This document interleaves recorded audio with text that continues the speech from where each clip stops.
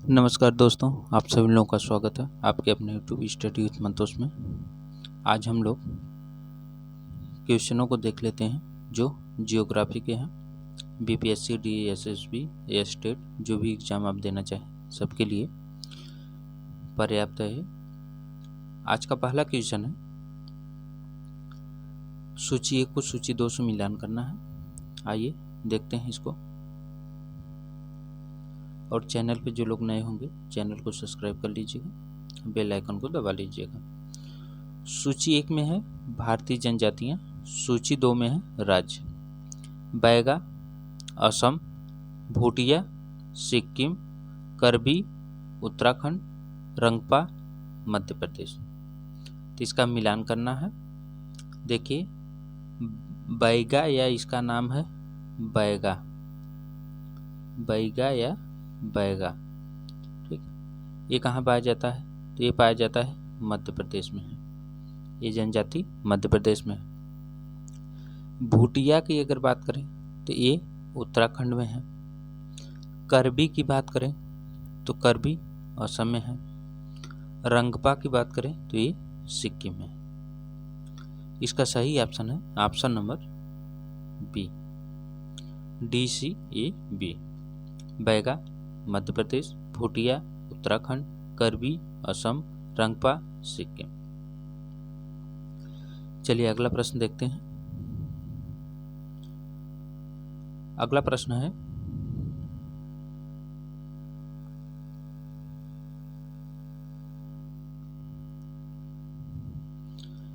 परमाणु शक्ति संयंत्र स्थित नहीं है। तो इसमें कौन सा है जो परमाणु शक्ति संयंत्र नहीं है?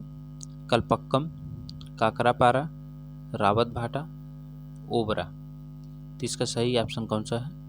इसका सही ऑप्शन है option number D, Obra. Obra जो है ये परमाणु शक्ति संयंत्र नहीं है, ठीक। और कलपक्कम है, काकरापारा है और रावतभाटा है,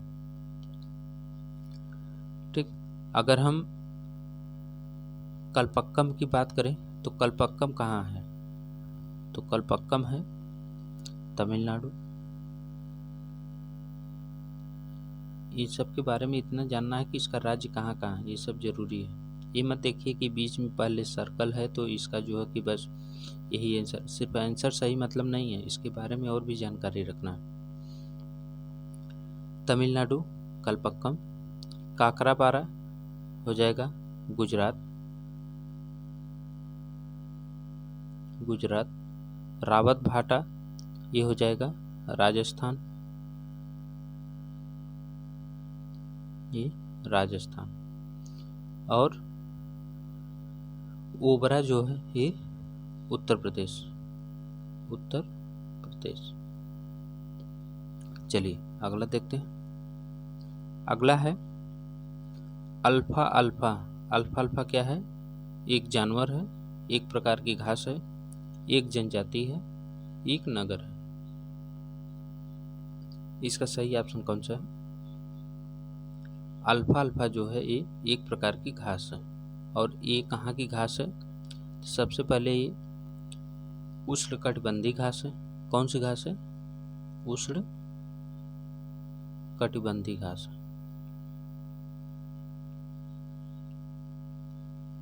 ठीक। एक जानकारी तो ये हो गई कि ये उष्णकटिबंधीय घास है। उसके बाद ये घास पाई कहाँ जाती है? तो ये पाई जाती है अर्जेंटीना में, अर्जेंटीना और उरुग्वे, और इसका दक्षिणी क्षेत्र आता है ब्राजील का। और ये सब है कहाँ? तो ये है दक्षिण अमेरिका, दक्षिण अमेरिका महाद्वीप में अर्जेंटीना, उरुग्वे और ब्राजील में अल्फा अल्फा प्रकार की एक घास पाई जाती है। चलिए अगला देखते हैं। अगला प्रश्न है कि सघन चंडका वन कहाँ स्थित है? सघन चंडका वन कहाँ स्थित है?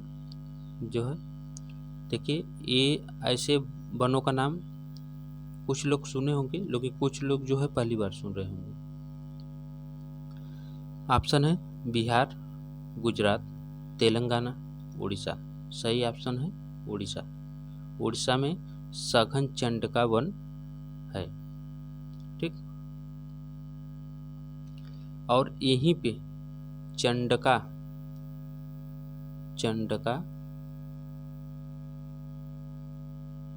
एलिफेंट रिजर्व भी है, रिजर्व। ठीक, चलिए अगला देखते हैं। अगला प्रश्न है कि नाथुला दर्रा अवस्थित है, तो नाथुला दर्रा कहाँ अवस्थित है? ऑप्शन है सिक्किम, असम, उत्तर प्रदेश, जम्मू कश्मीर। तो इसका सही ऑप्शन कौन सा है? इसका सही ऑप्शन है option number A, Sikkim. Nathula दर्रा कहाँ स्थित है? तो ये है सिक्किम। ये दर्रा जो है कि जब युद्ध हो रहा था तो उस समय जो है कि ये चालू था, लेकिन फिर युद्ध के बाद इसको बंद कर दिया गया था। 1962 में ये बंद हो गया था। उसके बाद पुनः व्यापार के लिए 2006 में इसे खोला गया। 2006 में इसे पुनः व्यापार के लिए खोला गया। और यहाँ पे एक और भी है बहुत फेमस दर्रा, उसका नाम है जेलेपला।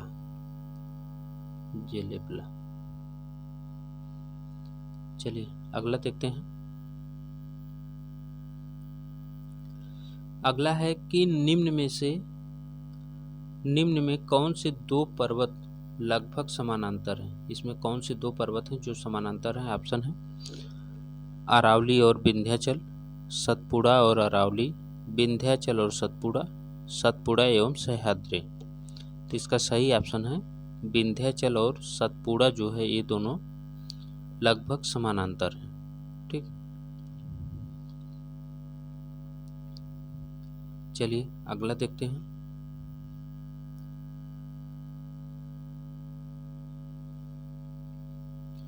अगला प्रश्न है कि ब्रह्मपुत्र नदी का उद्गम डॉट से होता है। तो ब्रह्मपुत्र नदी का उद्गम कहाँ से होता है? चेमयुंगडुंग ग्लेशियर से, पिंडारी ग्लेशियर से, यमुनोत्री से, गंगोत्री से। सही ऑप्शन है ऑप्शन नंबर ए, चेमयुंगडुंग ग्लेशियर से होता है इसका उद्गम। किसका? ब्रह्मपुत्र का। ठीक, और ये इसके बारे में और भी अगर हम जानकारी रखें जो है, तो इसे चीन में सांगपो के नाम से जाना जाता है। चीन में इस नदी को सांगपो के नाम से जाना जाता है। चीन कह लीजिए या तिब्बत कह लीजिए, क्योंकि अब तो तिब्बत जो है वो चीन का ही भाग हो गया, दोनों एक ही बात है। चलिए अगला देखते हैं।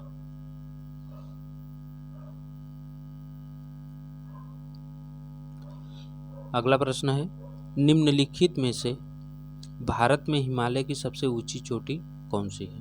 भारत की सबसे ऊंची चोटी पूछ रहा है हिमालय की। ऑप्शन है सालतोरो कांगरी, कामेत, कंचनजंगा, नंदा देवी। तो इसका सही ऑप्शन कौन सा है? तो इसका सही ऑप्शन है option number C, Kanchenjunga. Kanchenjunga जो है वो भारत की सबसे ऊंची चोटी है और यह बृहद हिमालय में है। कहाँ है? बृहद हिमालय। ये बृहद हिमालय में है और इसकी ऊंचाई कितनी है? 8,598 मीटर। चलिए, और नंदा देवी की ऊंचाई कितनी है? 8,126। ठीक, अगला देखते हैं। अगला है पृथ्वी ग्रह की संरचना में मेंटल के नीचे कोर मुख्य रूप से डॉट से निर्मित होती है। पृथ्वी ग्रह की संरचना में मेंटल के नीचे कोर मुख्यतः रूप में डाट डाट से निर्मित होती है? ऑप्शन है एल्यूमिनियम, सिलिकॉन, क्रोमियम, लोहा। तो जो उसका सबसे निचला भाग है वो लोहा से निर्मित है। ठीक, लोहा से। ये निकिल और फेरस, निकिल और फेरस से निर्मित है। चलिए अगला देखते हैं। अगला प्रश्न है, विश्व राजनैतिक और भौगोलिक सीमाओं व भूकंपीय गतिविधि के आधार पर कितने फ्लिन इंगडल क्षेत्रों में विभाजित हैं?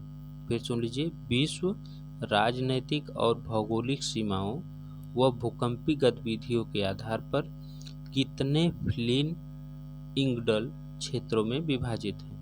ऑप्शन है 650, 754, 704, 854। तो इसका सही ऑप्शन कौन सा है? इसका सही ऑप्शन है ऑप्शन नंबर बी, 754। 754 क्षेत्रों में विभाजित है। अगला है, निम्नलिखित में से कौन सा राज्य छत्तीसगढ़ के साथ सीमा साझा नहीं करता है? इसमें कौन है जो छत्तीसगढ़ के साथ सीमा साझा नहीं करता है? ऑप्शन है तेलंगाना, उत्तर प्रदेश, बिहार, आंध्र प्रदेश। तो इसका सही ऑप्शन कौन सा है? इसका सही ऑप्शन है ऑप्शन नंबर सी, बिहार जो है ये छत्तीसगढ़ से साझा नहीं करता है, बाकी ये लोग करते हैं। छत्तीसगढ़ किससे कट के बना है? ये मध्य प्रदेश से कट के बना है। किससे? मध्य प्रदेश से। मध्य प्रदेश से कट के बना है 1 नवंबर सन 2000 में। अगला देखते हैं। अगला है, बकिंघम नहर का मुख्य कार्य है। तो इसका मुख्य कार्य क्या है? ऑप्शन है सिंचाई, नौकागमन, जल निकासी, सिंचाई तथा नौकागमन। तो इसका सही ऑप्शन कौन सा है? तो इसका मुख्य उद्देश्य जो है वो नौकागमन है। ठीक, इसका मुख्य उद्देश्य क्या है? वो नौकागमन है। अगला है, संयुक्त राज्य अमेरिका का सबसे बड़ा लौह अयस्क उत्पादक क्षेत्र है।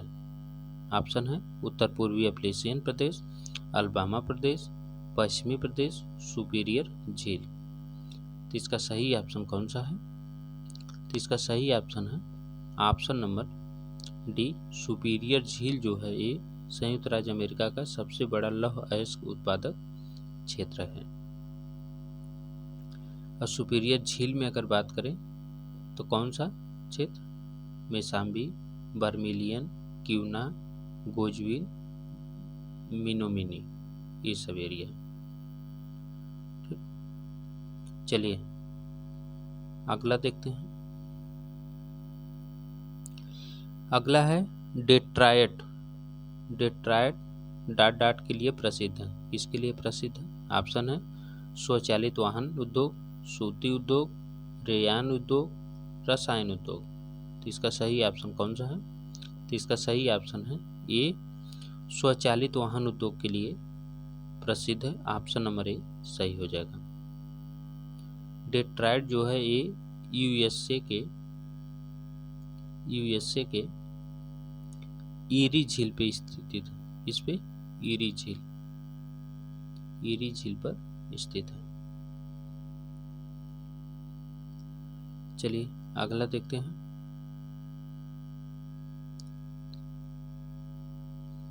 अगला प्रश्न है कि निम्नलिखित में से कौन सा एक खनन नगर का उदाहरण नहीं है? इसमें कौन सा एक खनन नगर का उदाहरण नहीं है? ऑप्शन है कुर्स्क, मैग्निटोगोर्स्क, क्यूलैंड, तेहरान। तो इसका सही ऑप्शन कौन सा है? खनन नगर इसमें तेहरान नहीं है। तेहरान जो है ये खनन नगर नहीं है। तेहरान ईरान की राजधानी है। किसकी? ईरान की राजधानी। बाकी ये सब जो है वो खनन क्षेत्र है।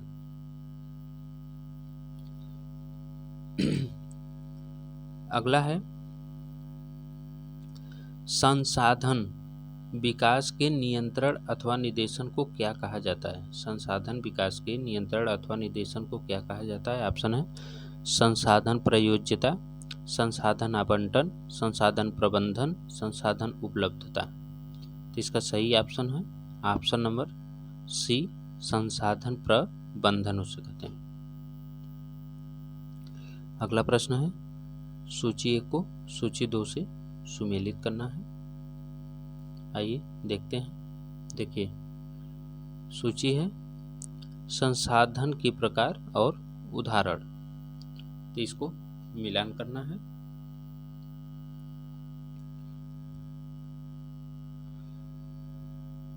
नब्बेकर्डी जल, अनब्बेकर्डी मिट्टी, पुनर्चक्री, क्रायोलाइट, एकल, थोरियम। तो इसमें हो जाएगा, सबसे पहला पकड़ लीजिए एकल जो है ये क्रायोलाइट है जो ग्रीनलैंड में पाया जाता है। ठीक। तीसरा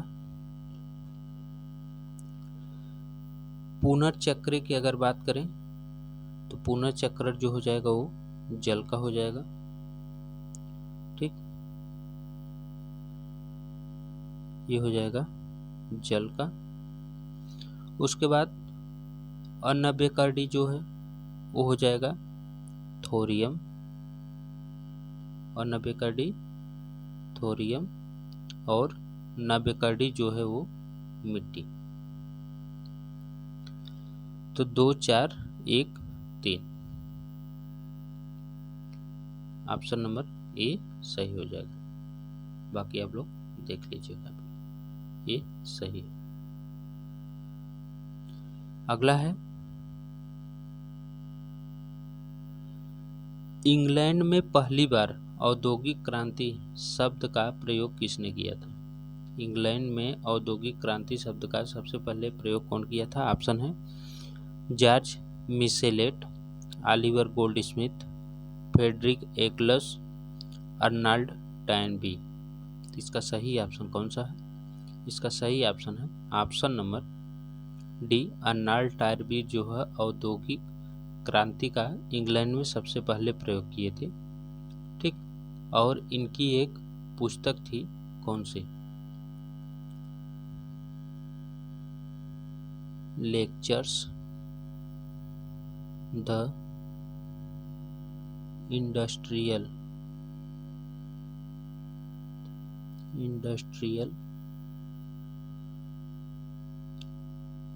रिवॉल्यूशन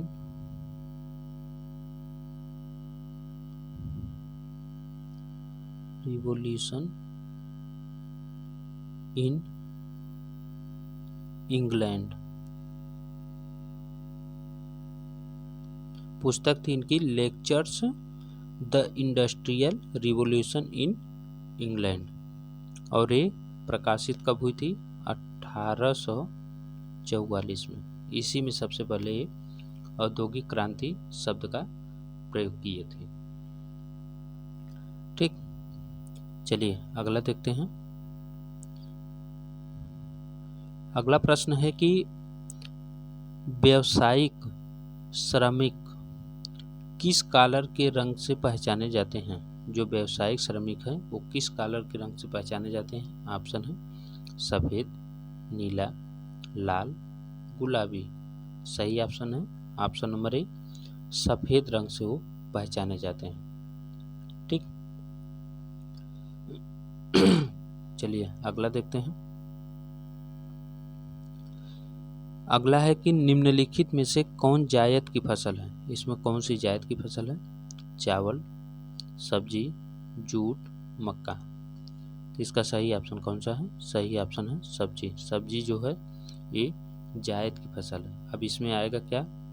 ककड़ी, खीरा, तरबूज, ठीक, खरबूज, ठीक, और जो हरी सब्जियां होती हैं वो सब आती हैं इसमें, ठीक। और चावल, ये जो है किसकी फसल है, ते है खरीफ की, किसकी, खरीफ की। चलिए अगला देखते हैं। अगला है शिक्षण क्या है। शिक्षण क्या है, तृतीयक, प्राथमिक, चतुर्थक, द्वितीयक। सही ऑप्शन कौन सा है, सही ऑप्शन है ऑप्शन नंबर ए, तृतीयक। शिक्षण जो आता है ये तृतीयक में आता है। चलिए अगला देखते हैं। अगला, भारत के ग्रामीण क्षेत्रों में गरीबी पाई जाती है क्योंकि, भारत के ग्रामीण क्षेत्रों में गरीबी पाई जाती है क्योंकि ऑप्शन है, लोग खेती में लगे हुए हैं, लोग कठिन परिश्रम नहीं करते हैं, ग्रामीण बेरोजगार एवं रोजगार अनियत है, यातायात के साधन का अभाव है।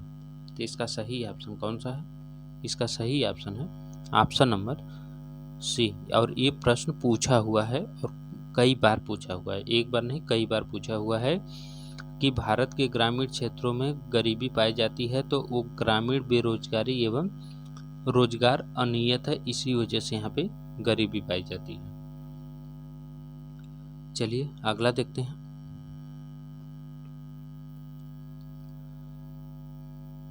अगला प्रश्न है कि निम्नांकित में से कौन सा नगर जापान का पीट्सबर्ग कहलाता है। इसमें कौन सा जापान का पीट्सबर्ग कहलाता है। ऑप्शन है कोबे, युवाटा, टोक्यो, ओसाका। सही ऑप्शन है ऑप्शन नंबर बी, युवाटा।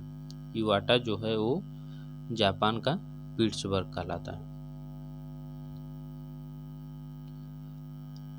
और ओसाका को क्या बोलते हैं, अभी कल भी क्वेश्चन पेपर में मैं इसका चर्चा किया था।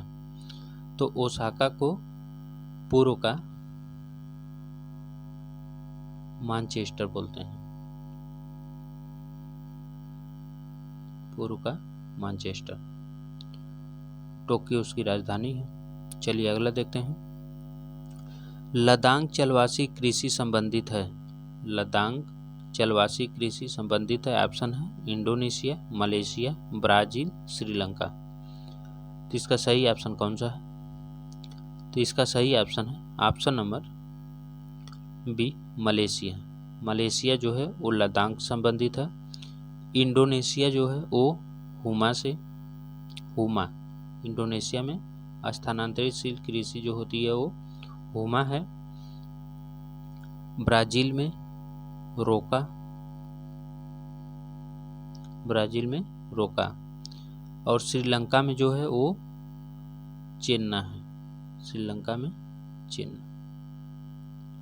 चलिए अगला देखते हैं। अगला है आर्थिक भूगोल की उपर्युक्त परिभाषा में क्या समाहित है। तो आर्थिक भूगोल की उपयुक्त परिभाषा में क्या समाहित है। ऑप्शन है मुद्रास्फीति, अर्थशास्त्र के सिद्धांतों का मूल्यांकन, विभिन्न प्रकार की अर्थव्यवस्थाएं, आर्थिक कारकों का क्षेत्रीय वितरण, प्रतिरूप। सही ऑप्शन है ऑप्शन नंबर सी, विभिन्न प्रकार की अर्थव्यवस्थाएं। चलिए अगला देखते हैं। प्रश्न नंबर 26। प्रश्न है कि किसी प्रदेश की कृषि दक्षता मापन के लिए निम्न में से किसका प्रयोग किया गया है। तो इसमें किसका प्रयोग किया गया है। ऑप्शन है फसलों की उपज, उर्वरक उपभोग, कृषिगत श्रमिक, बीजों की किस्म। तो इसका सही ऑप्शन कौन सा है। इसका सही ऑप्शन है ऑप्शन नंबर ए, फसलों की उपज। जो कृषि दक्षता मापन है वो फसलों की उपज पर प्रयोग किया जाता है। चलिए अगला देखते हैं। अगला है जेरूसलम शहर का विकास हुआ। जेरूसलम शहर का विकास हुआ। ऑप्शन है वाणिज्यिक शहर, सांस्कृतिक शहर, सैनिक शहर, औद्योगिक शहर। सही ऑप्शन है ऑप्शन नंबर बी, सांस्कृतिक शहर। सांस्कृतिक शहर के रूप में जेरूशलम की विकास हुआ और जेरूशलम जो है वो इजराइल की राजधानी है, इजराइल। अगला प्रश्न है, पेरिस किस नदी के किनारे अवस्थित है? तो पेरिस किस नदी के किनारे अवस्थित है? ऑप्शन है ओटावा, सीन, राइन, उपरोक्त में से कोई नहीं। सही ऑप्शन है ऑप्शन नंबर बी, ये सीन नदी के किनारे है पेरिस। ठीक, चलिए अगला देखते हैं। अगला है, किसी झील के चारों ओर बसा गांव किस प्रतिरूप में आएगा? तो किस प्रतिरूप में आएगा? ऑप्शन है अरि, निहारिकी, नाविकी, तारा। तो किसी झील के चारों ओर बसा हुआ गांव जो है वो निहारिकी रूप में आएगा। इसे नेबुला भी बोलते हैं, नेबुला।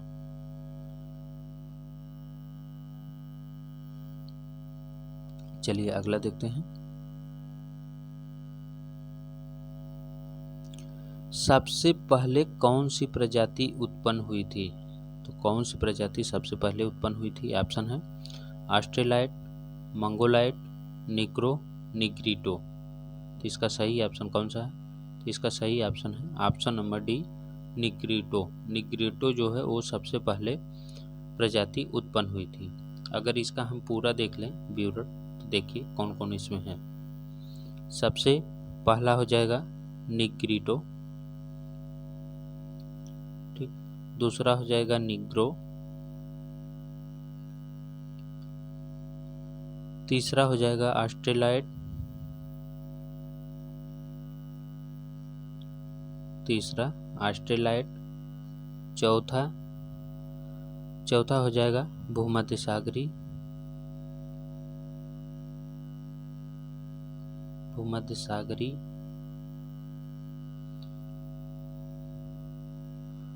पांचवा हो जाएगा नार्डिक, पांचवा नार्डिक, छठा हो जाएगा अल्पाइन और सातवां हो जाएगा मंगोलाइट, मंगोलाइट। ये हो गया टोटल 7, ठीक। अगर अल्पाइन नहीं देगा तो 6 नंबर पे मंगोलाइट को रखेगा, इसलिए सबसे पुराना इसमें जो है वो निग्रिटो। चलिए अगला देखते हैं। और एक बात और ये पूछ सकता है कि ये किसके आधार पर है? ये किसके आधार पर है? तो ये ग्रिफिथ टेलर के आधार पर है, ग्रिफिथ टेलर। चलिए अगला देखते हैं। सीपी ब्लेकर ने जनांकी संक्रमण की कितनी अवस्थाएं सुझाई है? ऑप्शन है 3, 4, 5, 6। सही ऑप्शन है 5। ये 5 अवस्थाएं बताए हैं कौन? ब्लेकर। ब्लेकर की 5 अवस्थाएं कौन कौन सी थी? देखिए, पहला था उच्च मतलब हाई, दूसरा था स्थिर, तीसरा था प्रारंभिक विस्तार, प्रारंभिक विस्तार, चौथा है निम्न स्थिर, निम्न स्थिर, पांचवा है ह्रासमान, ह्रासमान अवस्था। ये है टोटल 5। अगला देखते हैं। अगला प्रश्न है कि निम्नलिखित में से कौन सा कुल जनसंख्या एवं कृषि क्षेत्र का अनुपात प्रदर्शित करता है? ऑप्शन है कृषि घनत्व, आर्थिक घनत्व, कायिक घनत्व, पोषक घनत्व। सही ऑप्शन है ऑप्शन नंबर सी, कायिक घनत्व। कुल जनसंख्या एवं कृषि क्षेत्र का अनुपात जो है एक कायिक घनत्व को दर्शाता है। अगला प्रश्न है, मानव भूगोल के सिद्धांत प्रिंसिपल ऑफ ह्यूमन पुस्तक के लेखक का नाम है। ऑप्शन है E.C. Semple, Frederick Ratzel, Griffith Taylor, Ellsworth Huntington. सही ऑप्शन है इसका option number D, Ellsworth Huntington. Ellsworth Huntington जो है मानव भूगोल के सिद्धांत लिखे हैं। ठीक, और इनकी एक बहुत फेमस है पुस्तक, कौन सा?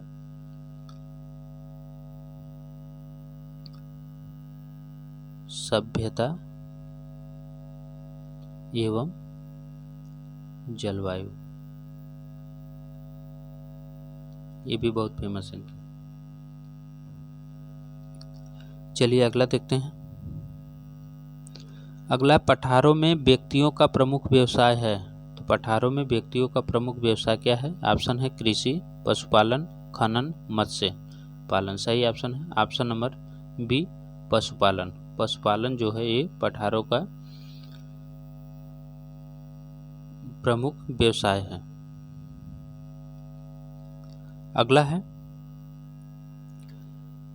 मानव प्रदेशों की संकल्पना को प्रदर्शित किया था। तो मानव प्रदेश जो है वो संकल्पना को प्रदर्शित किया है। ऑप्शन है A.J. Herbertson, C.B. Fawcett, A.J. Fleure, P.M. Roxby. सही ऑप्शन है option number D, P.M. Roxby. P.M. Roxby जो है ये मानव प्रदेश की संकल्पना के प्रतिपादक हैं। चलिए अगला देखते हैं। प्रश्न नंबर 36, लेविन्सराम की संकल्पना किसके द्वारा प्रस्तुत की गई थी?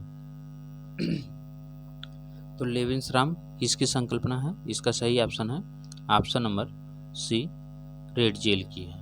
बहुत फेमस है ये। इसका मतलब है वास स्थान, वास स्थान।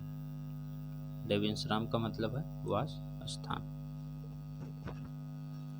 और रेडजेल की अगर बारे में बात करें हम, तो रेडजेल की और जो फेमस है वो है एंथ्रोपोजियोग्राफी, एंथ्रोपोजियोग्राफी, ये बहुत फेमस है। राजनीतिक भूगोल, राजनीतिक भूगोल, ये बहुत फेमस है। अगला देखते हैं। अगला है, जिस यूनानी विद्वान का विचार था कि सारे इतिहास को भौगोलिक परिप्रेक्ष्य में तथा सारे भूगोल को ऐतिहासिक परिप्रेक्ष्य में रखना चाहिए, वह है ऑप्शन है थेल्स, हेरोडोटस, हिकेटियस, एनेक्जिमेंडर। तो इसका सही ऑप्शन कौन सा है? इसका सही ऑप्शन है ऑप्शन नंबर बी, हेरोडोटस। अगला है, भूगोल को क्षेत्रवर्णी विज्ञान किसने कहा था? ऑप्शन है A.B. Humboldt, Hettner, W.M. Davis, Ratzel. तो इसका सही ऑप्शन है ऑप्शन नंबर बी, हेटनर बोले थे भूगोल को क्षेत्रवर्णी विज्ञान। ठीक, चलिए अगला देखते हैं। अगला सुमेलित करना है। एक तरफ जो अभ्यारण्य है, दूसरे तरफ राज्य है। तो सूची 1 को सूची 2 से सुमेलित करना है। आइए देखते हैं। पंचमढ़ी असम, सिमलीपाल मध्य प्रदेश, अगस्तमलाई केरल, मानस उड़ीसा। तो अभी इसको मिलाइए, देखिए असम जो हो जाएगा ये मानस का, पंचमढ़ी मध्य प्रदेश, सिमलीपाल उड़ीसा, अगस्तमलाई केरल। तो इसका सही ऑप्शन कौन सा हो जाएगा? सही ऑप्शन ऑप्शन नंबर डी हो जाएगा। ठीक, चलिए अगला देखते हैं।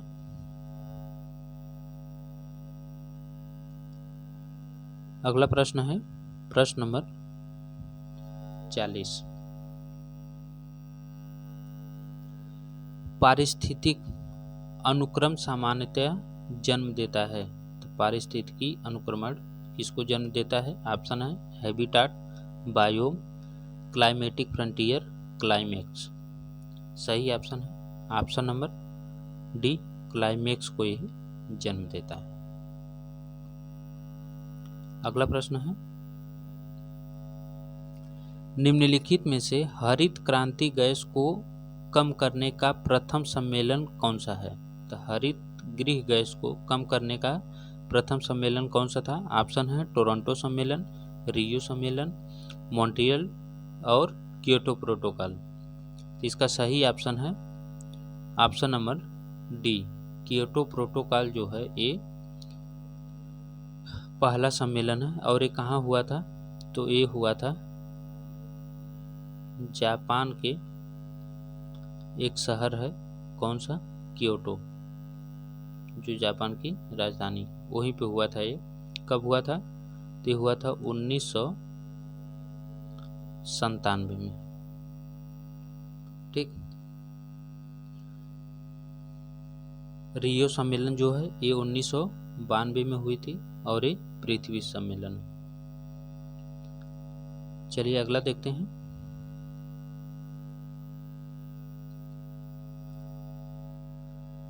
एजेंडा 21 को निम्नलिखित में से किस सम्मेलन में अंगीकार किया गया? ऑप्शन है स्टॉकहोम सम्मेलन, रियो भू शिखर वार्ता, रॉटरडम सम्मेलन, रामसर। अभी इसके बारे में बात किया था मैं।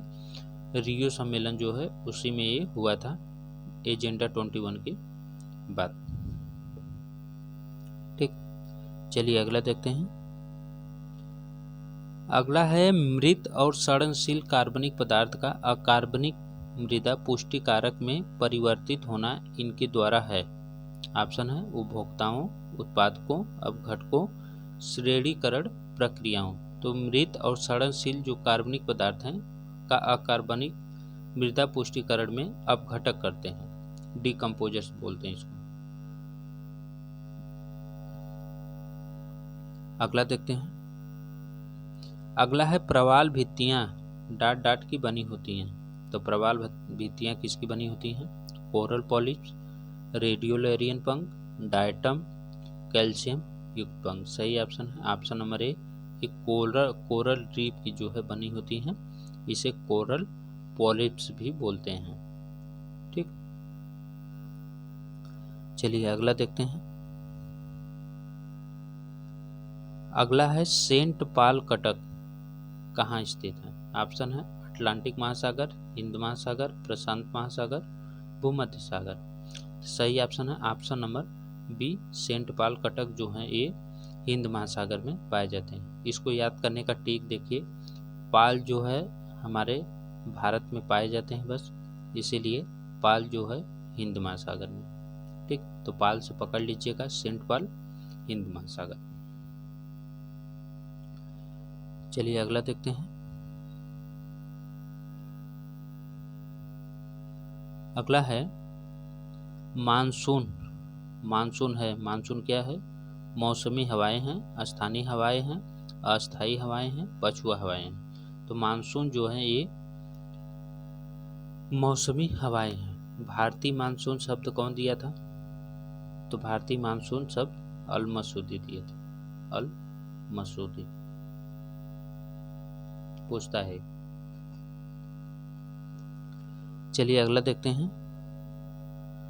अगला प्रश्न है कि उत्तरी भारत में शीतकालीन वर्षा किन कारणों से होती है? तो उत्तरी भारत में शीतकालीन वर्षा किन कारणों से होती है? ऑप्शन है उत्तर पूर्वी मानसून, दक्षिण पश्चिमी मानसून, लौटता हुआ मानसून, पश्चिम से आने वाले चक्रवात। तो इसका सही ऑप्शन कौन सा हो जाएगा?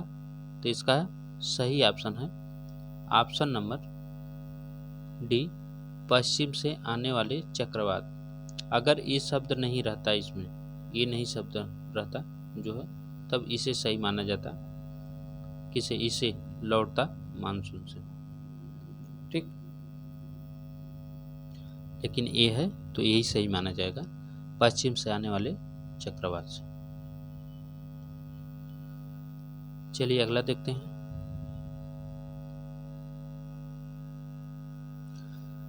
अगला है कि जलवायु परिवर्तन के निम्न सिद्धांतों में से कौन सा एक सूर्य के क्रोड के फैलाव एवं संकुचन से संबंधित है। फिर सुन लीजिए, जलवायु परिवर्तन के निम्नलिखित सिद्धांतों में से कौन सा एक सूर्य के क्रोड के फैलाव एवं संकुचन से संबंधित है। ऑप्शन है सिम्पसन का सिद्धांत, कार्बन डाइऑक्साइड का सिद्धांत, सौर किरणीय ऊर्जा का सिद्धांत, सौर कुलंग का सिद्धांत। तो इसका सही ऑप्शन कौन सा है? सही ऑप्शन है ऑप्शन नंबर डी, सौर कुलंग का सिद्धांत। अगला प्रश्न है,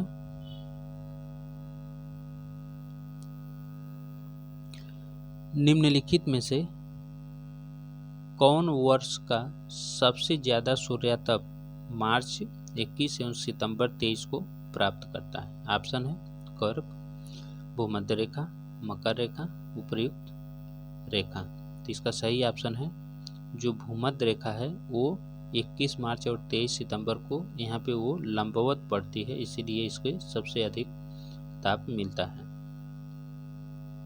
ये यहाँ पे लंबवत पड़ती है। और 21 जून को कर्क रेखा पर, 22 दिसंबर को मकर रेखा पर। ठीक, 21 जून को और 21 मार्च 23 सितंबर को भूमध्य रेखा पर। चलिए अगला देखते हैं। अगला प्रश्न है, वह प्रक्रिया जिसके माध्यम से वनस्पति द्वारा वातावरण में नमी मिलाई जाती है डॉट डॉट के रूप में जानी जाती है। ऑप्शन है संघनन, वाष्पन उत्सर्जन, विकिरण, वर्षण। सही ऑप्शन है ऑप्शन नंबर बी, वाष्पन उत्सर्जन। ये ऑप्शन सही है। अगला प्रश्न है, ग्लोब का प्रति औसत तापमान लगभग है। क्या है उसका औसत तापमान?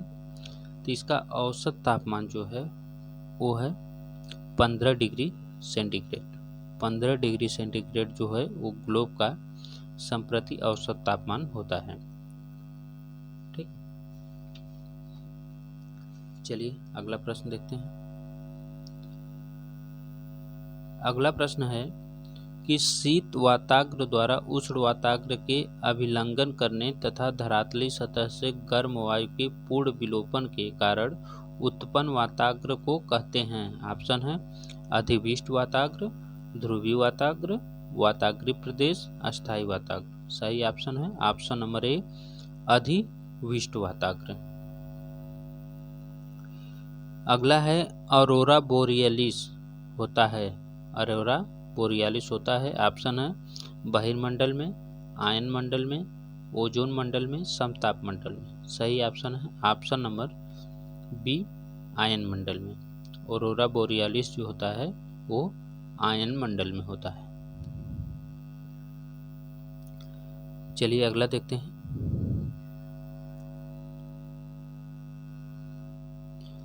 पृथ्वी के वायुमंडल के ऊपरी भाग पर औसत सौर ऊर्जा की प्राप्ति की मात्रा कैलोरीज प्रति वर्ग सेंटीमीटर प्रति मिनट निम्नलिखित में से कौन सी रही? ठीक, पृथ्वी के वायुमंडल के ऊपरी भाग पर औसत सौर ऊर्जा की प्राप्ति की मात्रा निम्नलिखित में से कौन सी रही? ऑप्शन है 1.94, 1.84, 2.94, 2.84। इसका सही ऑप्शन है ऑप्शन नंबर ए, 1.94। चलिए अगला देखते हैं। अगला प्रश्न है, सुदूर संवेदन में प्रयुक्त निम्नलिखित विद्युत चुंबकीय तरंगों EMR में से किसका तरंग दैर्ध्य सबसे कम है? ऑप्शन है हरा, लाल, नीला, इंफ्रारेड। सही ऑप्शन है ऑप्शन नंबर सी, नीला। अगला प्रश्न है, विभ्रंश घाटी में होकर प्रवाहित होने वाली नदी है। मिसिसिपी नदी, ब्रह्मपुत्र नदी, जॉर्डन नदी, यांगटीसी क्यांग नदी। सही ऑप्शन है ऑप्शन नंबर सी, जॉर्डन नदी। विभ्रंश घाटी से होकर जो बहती वो है जॉर्डन नदी। अगला प्रश्न है कि छत्रक शिला अपरदन के किस कारक का प्रतिफल है। तो छत्रक शिला जो है वो अपरदन के किस कारक का प्रतिफल है। ऑप्शन है हिमनद, नदी, पवन, समुद्री लहर। सही ऑप्शन है ऑप्शन नंबर सी, पवन। अगला प्रश्न है भूदृश्य संरचना प्रक्रम एवं अवस्था का परिणाम है, यह किसका कथन है। ऑप्शन है पेंग का, डेविस का, हट्टन का, होम्स का। सही ऑप्शन है ऑप्शन नंबर बी, डेविस का। भूदृश्य संरचना प्रक्रम एवं अवस्था का परिणाम है, यह डेविस का है। डेविस का ही त्रिकूट है, त्रिकूट बहुत फेमस है, त्रिकूट भी डेविस का है। ठीक, चलिए अगला देखते हैं।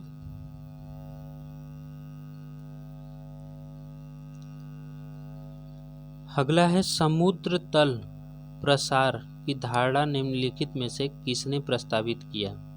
ऑप्शन है बुलार्ड, मैकेंजी, हैरिस, मॉर्गन। सही ऑप्शन है ऑप्शन नंबर सी, हैस। हैस जो है ये समुद्र तल का प्रसार के बारे में बताते हैं। इनका पूरा नाम है हैरी हैस, हैरी हैस। ठीक, मैकेंजी और मॉर्गन ये लोग प्लेट से संबंधित हैं। ठीक, चलिए अगला देखते हैं। और ये भी पूछे कि समुद्र तल प्रसार सिद्धांत ये आया कब था। तो ये 1960 में आया था। चलिए अगला देखते हैं। मैग्मा जो पृथ्वी की सतह तक पहुंचती है और फिर ठोस हो जाती है डॉट डॉट कहलाती है। ऑप्शन है कार्ज, लावा, ग्रेनाइट, सिलिकेट। सही ऑप्शन है ऑप्शन नंबर बी, लावा।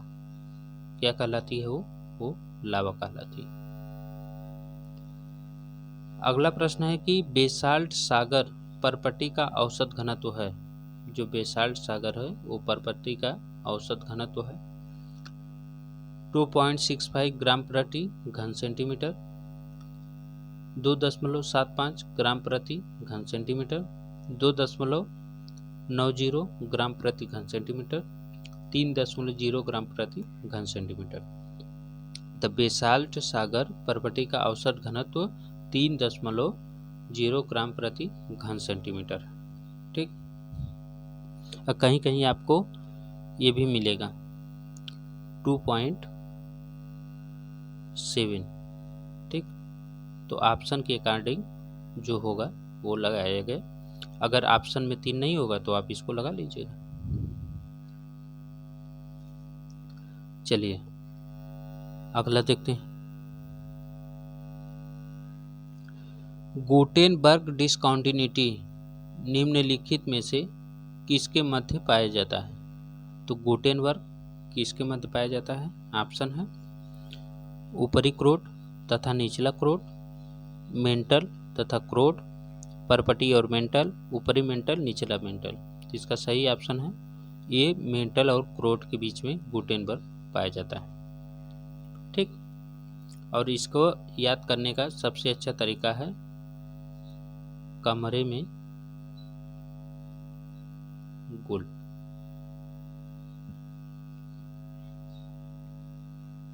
कोनार्ड, मोहोविक,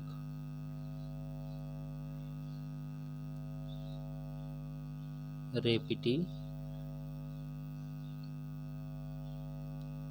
गुटेनबर्ग, ये है लेहमैन। इसका में का कोई मतलब नहीं। ठीक, ऐसे आप याद कर सकते हैं। अगला है पृथ्वी का औसत घनत्व निम्नलिखित में से कितना है। तो पृथ्वी का औसत घनत्व कितना है। 1.3, 5.5, 8.7, 11। सही ऑप्शन है 5.5 जो है ये पृथ्वी का औसत घनत्व है, सबसे फेमस है। ठीक, ये रहे आज के प्रश्नों की श्रृंखला। प्रश्न कैसे लगे कमेंट बॉक्स में बताइएगा। ठीक, और कैसे आप लोगों को प्रश्न चाहिए उसके बारे में भी बता दीजिएगा। वैसा हम बना देंगे। फिर मिलेंगे हम नेक्स्ट वीडियो में।